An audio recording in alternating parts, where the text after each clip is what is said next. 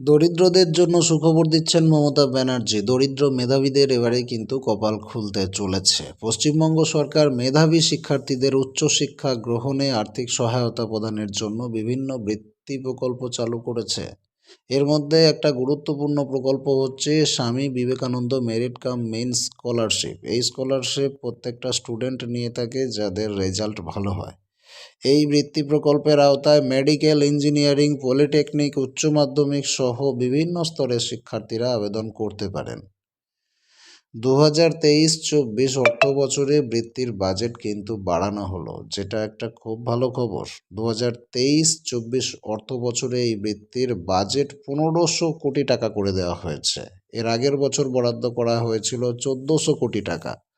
এই বৃদ্ধি প্রমাণ করছে যে পশ্চিমবঙ্গ সরকার মেধাবী শিক্ষার্থীদের উচ্চশিক্ষা গ্রহণে অত্যন্ত গুরুত্ব দিচ্ছে। আপনাদেরকে জানাবো আবেদন প্রক্রিয়া। এই বৃত্তির জন্য আবেদন ইতিমধ্যেই শুরু হয়ে গেছে এবং তা চলবে ফেব্রুয়ারি মাসের শেষ পর্যন্ত।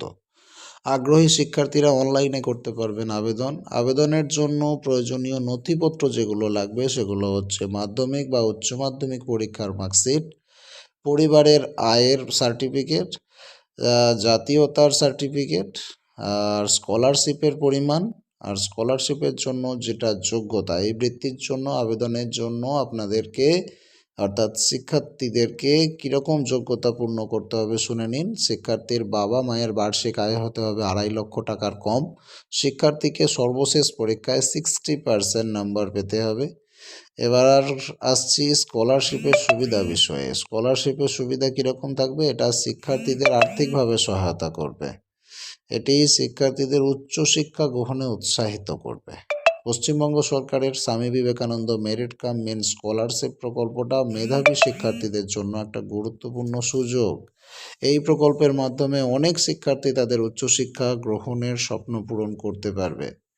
মোটামুটি যদি আপনি অনলাইনে ফর্ম ফিল আপ করার পরে আপনাদের ফর্মগুলো পাঠিয়ে দেওয়ার চেষ্টা করবেন। যারা উত্তরবঙ্গের দিকে আছেন তারা উত্তরকন্যায় পাঠাবেন, আর যারা এদিকে আছেন তারা বিকাশ ভবনে পাঠিয়ে দেবেন, বা নবান্নেও কিন্তু গ্রহণ করা হয় এরকমটা শোনা যায়। এবার যদি আপনার কোনো সমস্যা হয়, আপনি স্কলারশিপ পেলেন না, স্কলারশিপ রিজেক্ট হয়ে গেল, আপনি সরাসরি গিয়ে বিকাশ ভবনে খোঁজ নিতে পারবেন। অবশ্যই গার্জেনকে আর আপনার ডকুমেন্ট সঙ্গে নিয়ে যাবেন। আপনার যদি ফর্মে কোনো ফল্ট থেকে থাকে তাহলে সেখানেই আপনারা তাদেরকে বলবেন, অফিসারদেরকে, যে আমার ফর্মটা দেখান, কি সমস্যা হচ্ছে, আমি কেন টাকা পেলাম না।